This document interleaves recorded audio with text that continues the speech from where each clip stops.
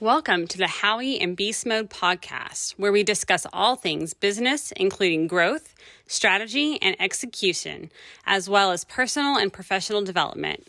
Let's join Howie and Beastmode in conversation. Yeah. They didn't get to undesired employee departure. That's a big one. You know, they say, like the industry talks about numbers of, it costs this much to on-ramp an employee. It costs this much.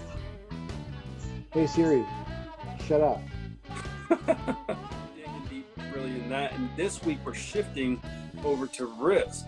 I know this is a big area that's on your heart, Howie. And so what specifically are we going to start off with today? Well, it's interesting because there's a lot of things we've been talking about growth, but there's, some other areas that you can help your business, and that's risk and savings. So today we're talking about risk, and next week we'll talk about savings. But we've got 5 or 6 topics around risk that I think are going to help people really protect their business, and some of these that even apply to your personal lives. But why don't you share first, if you don't mind, that article that you found that has the 7 risk management metrics. Yeah. So in our prep, we came across an article by 106, and it's just 106.com, and it's 7 risk management metrics. And the first one is pretty unique, but it's so simple. It's just identifying that there are risks in every opportunity. So whatever business, whatever growth strategy, whatever new product line or service, there's risk there. And if we don't identify any risk, there's an issue. We should identify risk in some capacity, even if we're not even 100% sure they're going to come to pass. The second item is the number of risk that actually happened. So in our before we roll out a new product, before we develop our growth strategy, we should have some key areas that we think might happen. We label those. Then as we're into the process, we should be categorizing and collecting the data, which is what we've been talking about the last couple of weeks, and tracking which of these items actually happened. Okay. Item number 3, which item happened more than once? Maybe we had an item on our list that thought we were going to have a pushback on one of our products. Maybe I love this one, guys. Pay attention. I love this one. Read that again. Number of risk that occurred more than once. So maybe it wasn't just a fluke. Maybe we thought we were going to have a little bit of pushback on a product or an implementation change, and it turned out that everybody hates it. Now it's something that we need to change it, but now whenever we begin to roll out, say, the next thing in Q3 or Q4, now we have this as a risk in advance that we should have identified. Howie, any quick thoughts on that? Yeah, I love this one. I tell my sales teams at work, don't suffer long. And the reason why I say don't suffer long is if my employees are dealing with something more than once or twice, then it's a pattern. I mean, it's going to happen, multiple times. So it's risking my business. If they're in pain or if they're experiencing some sort of problem, then that's a risk to my business. So I tell my team, don't suffer long. But it's not just things that your team, your different, teams may be experiencing.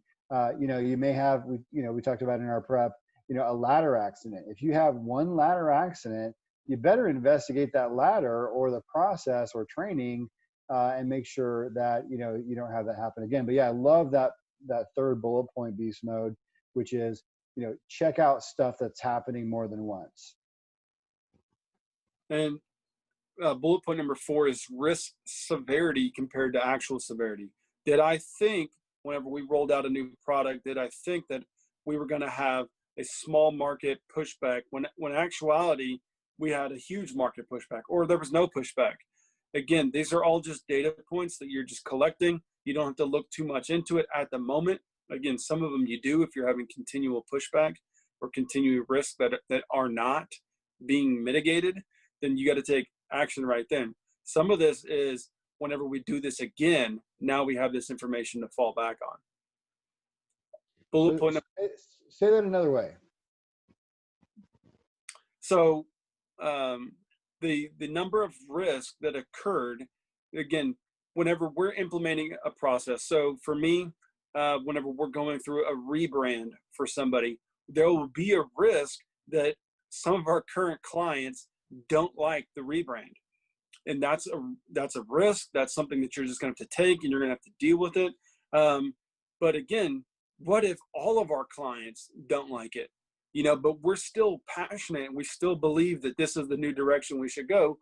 There has to come a point where you have to make a decision. Okay, maybe we've been speaking to the wrong customers this entire time, and so we are going to lose a big chunk of our customers.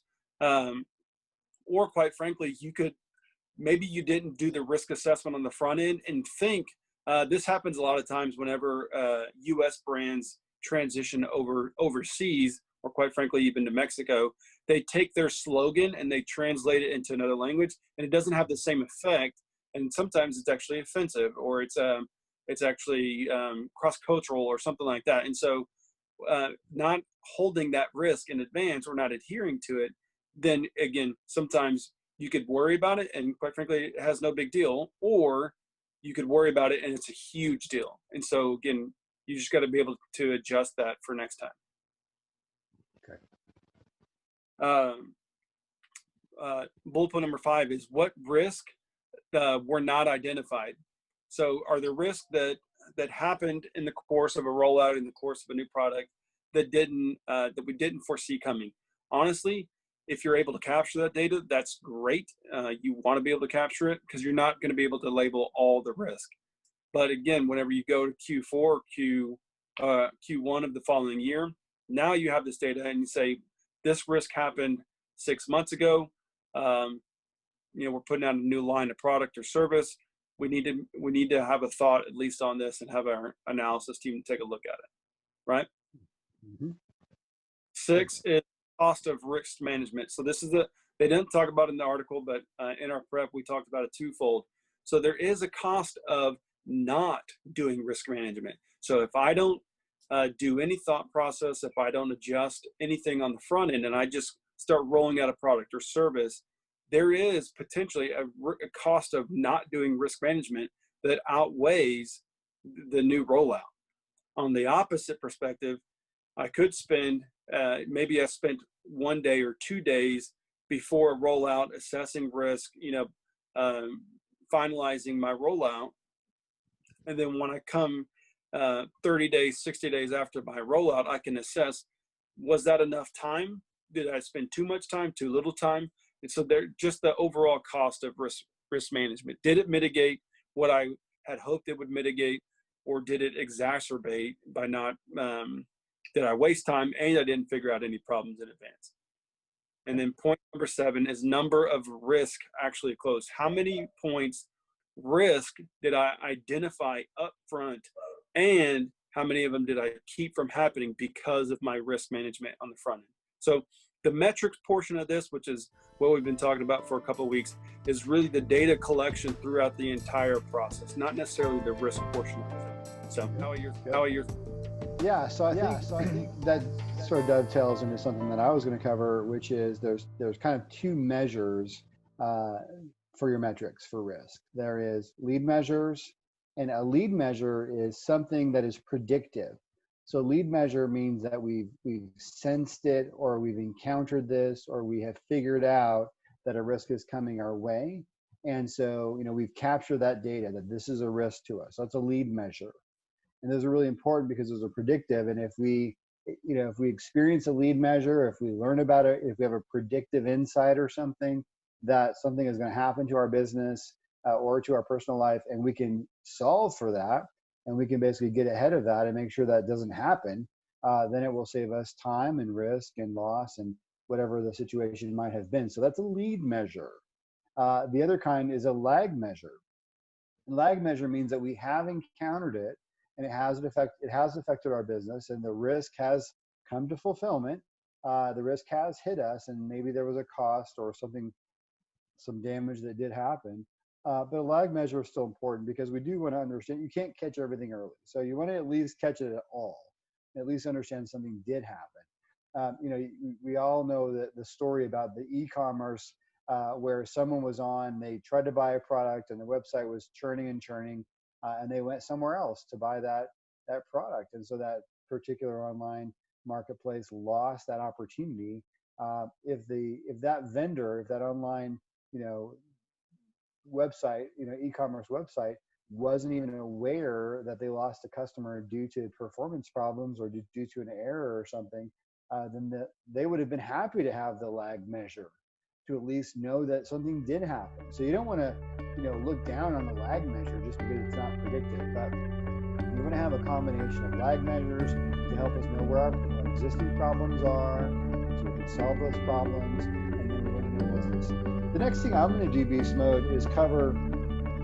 So Beast Mode and I come from a faith-based background, so we occasionally sprinkle in a few things biblically. A good proverb, if you guys haven't checked out Proverbs and read that from a business perspective, you're missing out for sure. The Proverbs is kind of a famous business book in the Bible. But anyway, this particular one is Proverbs 22:3, and it says, "A prudent person foresees danger and takes precautions.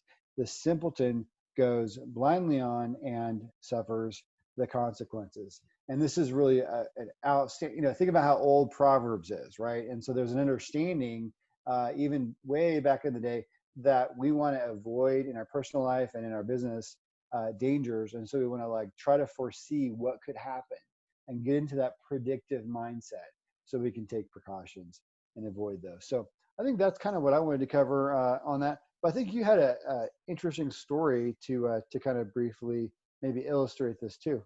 Yeah, there was a great story that actually piggybacks a lot of that, what you're talking about from a faith-based perspective, and it's Nehemiah. And it's got a couple of times throughout the story in the book of Nehemiah that's in the Bible about him assessing risk far in advance. And so in chapter 1, he's got to assess the risk of going to the king of Babylon to ask for not only a leave of absence, essentially, but he's also got to ask for provision for the king to give him resources to go build his civilization's wall. And so he actually takes 3 months, which again, it's hard to read that in the Bible unless you go back and look at the footnotes, but he takes 3 months before he has this conversation. Then he goes into back to Jerusalem and he inspects the walls, and he spends 3 days inspecting the walls at night. And again, he's just gathering the data, gathering the information. And then once, he's gathered the information, and even talks that he hasn't told anybody his plan. He's just kind of collecting data. He's just letting it all come in to then have a plan of action. After those 3 days, he goes and delivers the plan of action with authority. And then what happens is he continually has to do risk mitigation. So there's a portion in the 52 days of building the wall, rebuilding the wall, that should have taken 3 to 5 years. They did in 52 days. So it speaks to risk mitigation. But then also, as different obstacles came up that maybe he didn't foresee, he had to adjust on the fly. Again, speaks to risk mitigation. Yeah, absolutely. Yeah, I like that story. It talks, it kind of speaks to me that the fact that he did the assessment first, right?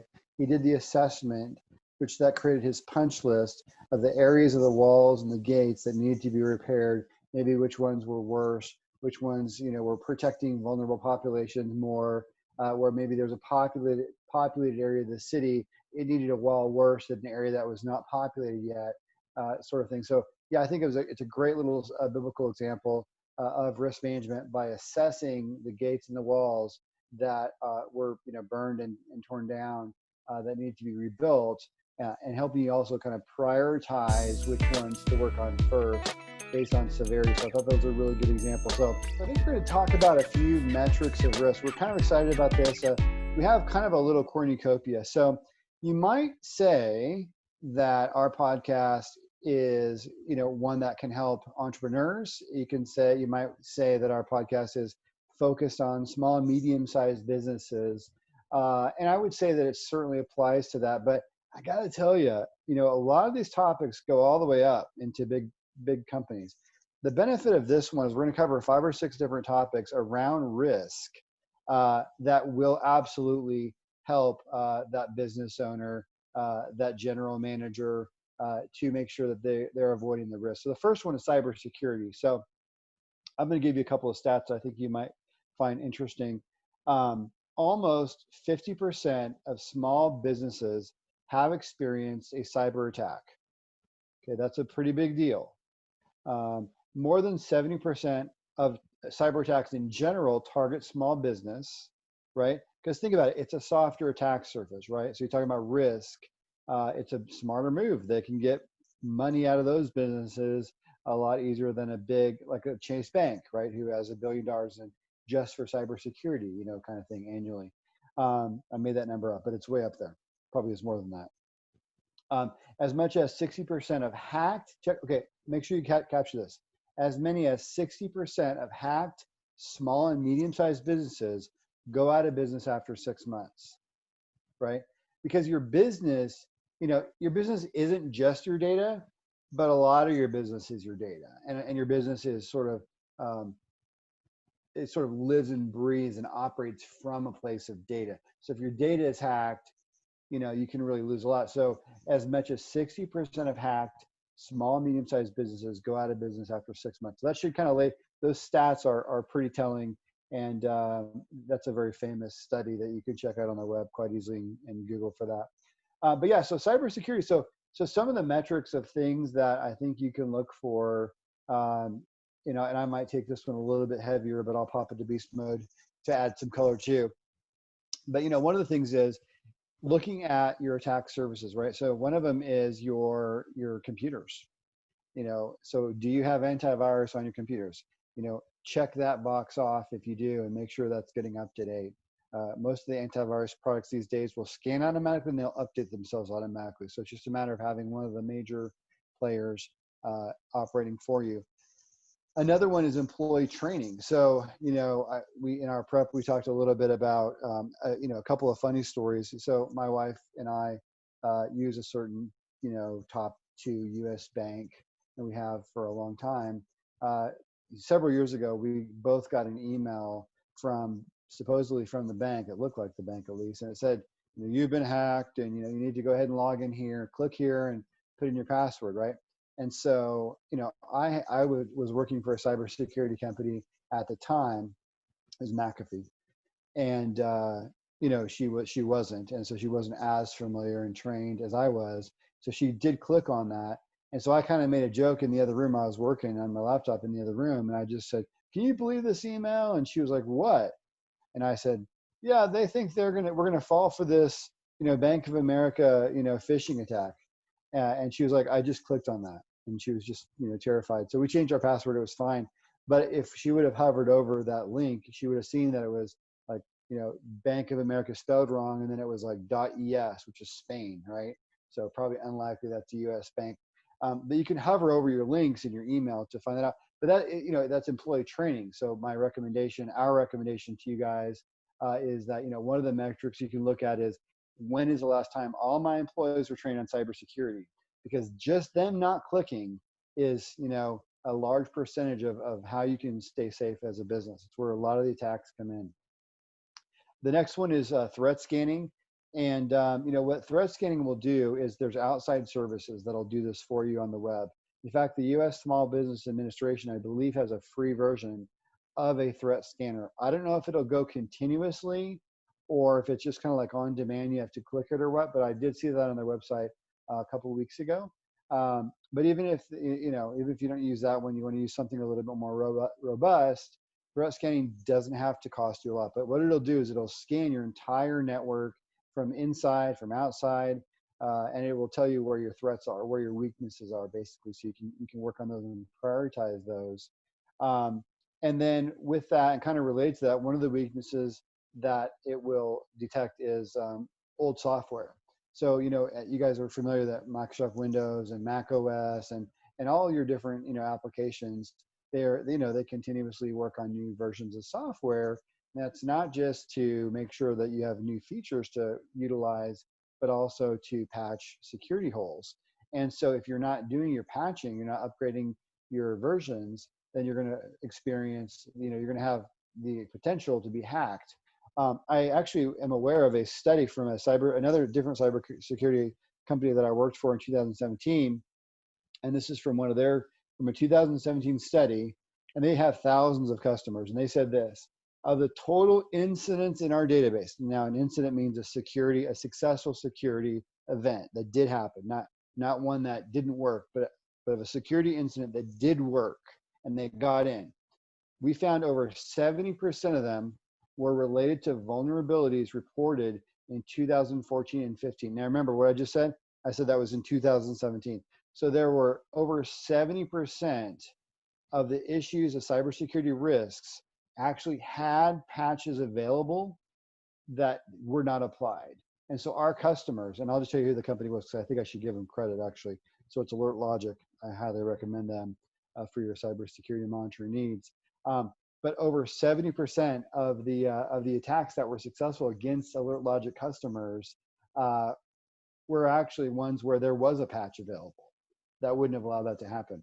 And then this is a crazy statistic as well in the same study from 2017 from Alert Logic. And it was that we saw vulnerabilities in the 2017 study representing the full 29-year history of modern malware, so viruses and so forth, including 4% of our incidents traceable to 1999, right? So what does that tell you? Businesses are not patching. They're not upgrading their software. So these are some of the metrics that you can think about. I'm going to recap them for you. Make sure you've got antivirus. Make sure your employees are going through training, and make sure you have a good internal awareness where you're bringing this up. Make sure you're doing threat scanning to know where your weaknesses are, and make sure you're doing your patching. If you're doing those 4 things, those are going to be a really great, and I'm sorry for talking so much, beast mode, but those are 4 real big things that you can work on to be a lot safer. So feel free to add any comments on that. Obviously, I rolled on and on too long. Yeah, for sure.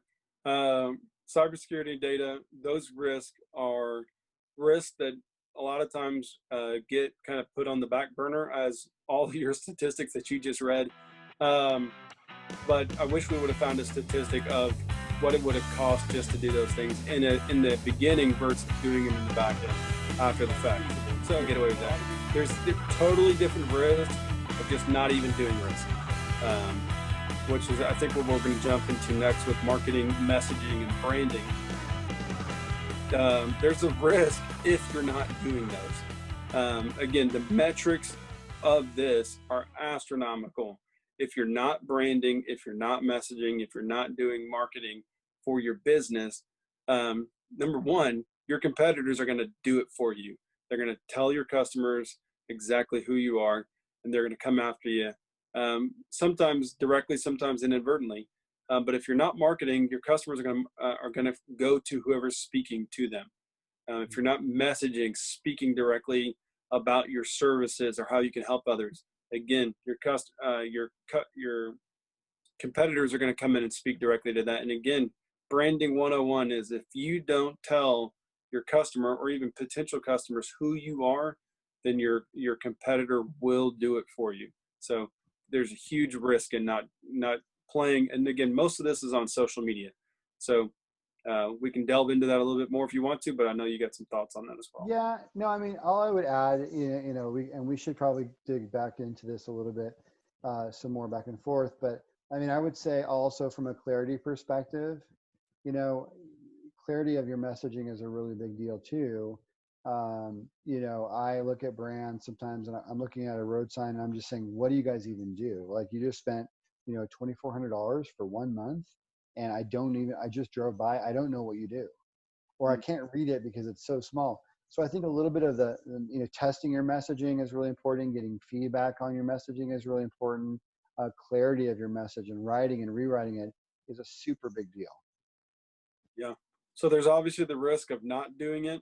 There's obviously the risk of not, having, social groups that you're testing the material on. And there's also the risk of not changing it. And we've talked about that.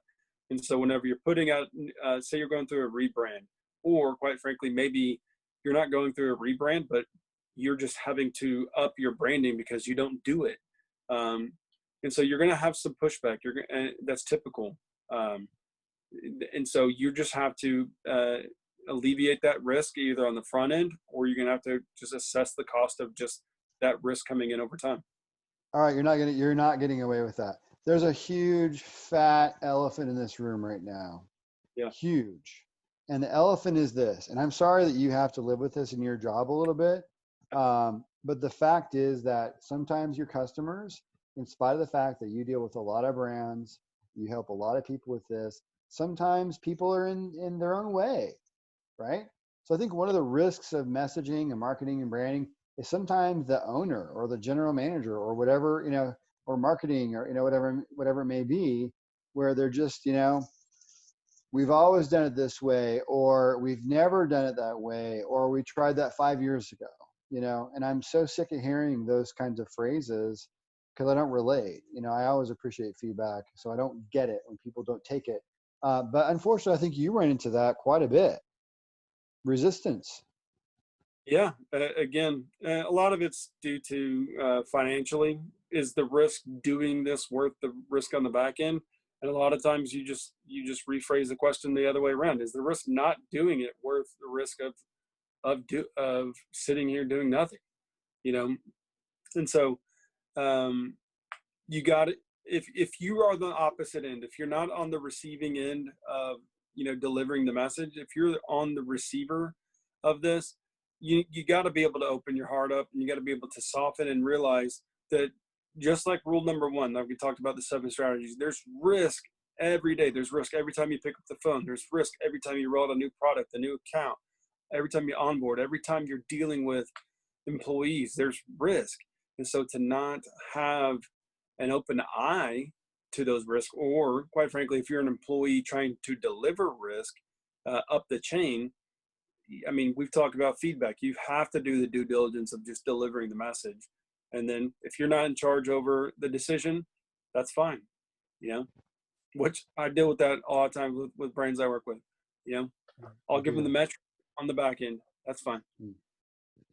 Yeah. And, I mean, you're always trying to make a difference, and you speak to people, even to some extent for free, to help them out all the time, which is really, really great. You can't help everybody, but, you can help most people at least a little bit. So I think you've done a good job with that. I think, understanding on any of these topics, what's the goal? We want to be safer, and we want to protect revenue, protect our employees, protect our customers, and then thinking about what those metrics are for each of these categories. Because if you have a metric, then it's something that you can track. So you guys are going to want to make sure that for each of these categories, whether it be cybersecurity or data or physical security of your location, for example, your marketing and messaging, branding, competitive, all these topics that we talk about today, just think about which ones speak to you, because not all of them will. Our intention is only to have a couple things impact you per podcast. That's just the reality of life. 2 things should speak to you. But whatever those 2 things are, figure out what the metrics are that, how do I keep an eye on this, right? That's all you're saying. When you say metrics, you're just saying, how do I keep an eye on this? If that makes sense. Yeah. And maybe your risk analysis or your risk metric that you run says, instead of spending, $10,000 on cybersecurity this year, we're going to spend, $1,000. Okay. Well, now, number one, at least you did the risk assessment. Number 2, follow up to see, in 6 months, am I okay? And then after the year, maybe you do invest a little bit more or not. But again, what we're trying to get you to do is, if you're apathetic or complacent in this area of risk, is to be woken up and then begin taking action, even if there's so many free sources on each one of these areas that you can do. So feel free to look into those. We'll try to put some of those in the podcast notes, or quite frankly, you can reach out to us individually. Yeah, and from a cybersecurity perspective, I'm not a consultant for that, but I do know someone who I would trust with my life. She actually is a former CIO kind of person who has a consulting practice, and she would actually help a little bit for initial engagement. Could be free for initial conversation for sure. So feel free to reach out. Beastmode and I generally have someone that can help you guys on any of these topics. One of the things I wanted to get back to a little bit, just for a second, on the security and the data security side, as far as managing your metrics, is, where's your data? Your data, runs your business, and is it backed up? Okay, so where's your data? How much data do you have? When's the last time you backed it up? Do you have an on-site and a cloud copy, right? You need to have both. And there's an aspect of this where hackers will actually encrypt your drives. So you don't want to have just one copy. You want to have actually a copy elsewhere as well. So you want to have a physical backup locally, hopefully, which has some redundancy built in. So a little bit of inherent backup within itself. Those are only a few $100, so not bad. And then also a cloud backup as well. Now, competitive threats, beast mode, you were going to kind of touch on that a little bit. And you kind of did a little bit, but maybe we could kind of unpack that as well. Yeah, I'll make it quick. Competitive threats is, whenever you don't assess or fully assess what your competitor is doing. So a real quick example, again, we talked about it last week. And we used the example of a lawn maintenance company. And so they're mowing yards. They also trim trees, and they also maybe build fences and stuff like that as well. But, they choose, just to keep their accounts the way they are. They don't, decide to upsell or pass that information along. Well, whenever their customer needs a tree trimmed, they're going to go to somebody, and that competitor is going to say, hey, yeah, we trim trees, and it looks like you got, part of your fence that's fallen down, and, we cut grass too. So we'd gladly give you a great price on all three of those. Well, now, because you didn't assess the risk of having your competitor come in and take a customer that maybe that's been yours for 6 months or a year or even longer, you assumed maybe they were loyal. Now they left because you, as a business owner or as a manager or an account manager, you didn't speak to their needs, and you didn't, listen to what their risk management was. And so there's a risk inherently in that. And so we just discussed putting that information out, making sure your customers know everything that you do, because there's a high risk in not telling them. Awesome. Well, we're over time, but I want to just touch real quick on, undesired employee departures. Yes. So you have a stat that I think people would maybe need to hear. Yeah, stat's pretty tremendous. It says studies predict that every time a business replaces a salaried employee, it costs 6 to 9 months of that person's salary who left.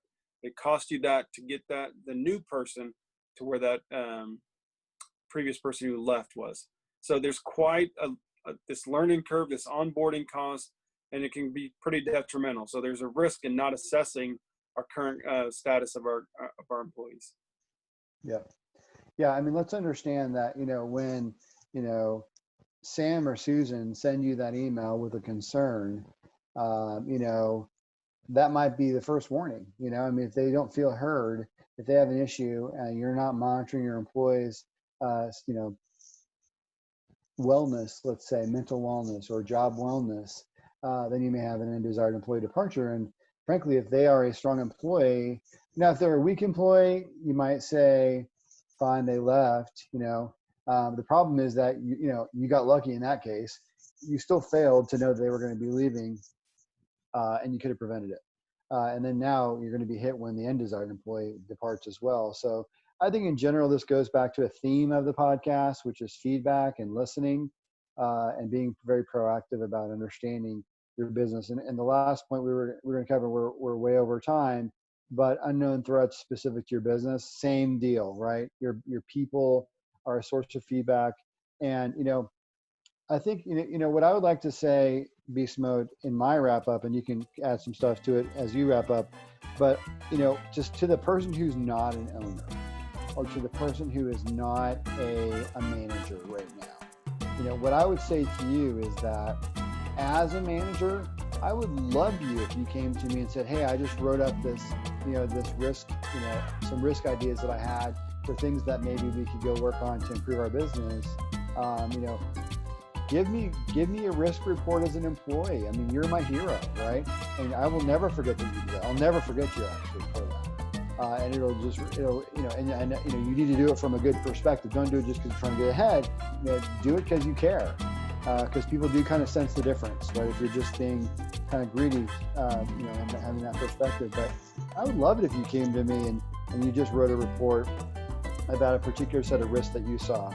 And so everybody has a role to play in risk management. We gave you a few topics. Hopefully you'll pick up a couple. But Beast Mode, what would you add to that? Yeah, I piggyback that all day. If you're an employee and you go deliver a potential risk, again, we've talked about that before in feedback, that there's not a downside to that. Even if they ignore your specific report, there's not a downside, because they will remember you one way or another. They will thank you, even if it comes to pass. They probably will come back and be reminded of that. So again, our goal in this podcast is not to go over every risk and not to sit here and tell you how to solve them all. Our goal is to really speak to the fact that there are risks. If you're not assessing them, wake up and start assessing them. And then we'd like to just continue furthering this conversation as we're going to continue talking about managing metrics next week. Thanks, guys. Thanks, appreciate it. Great to talk. Enjoyed it.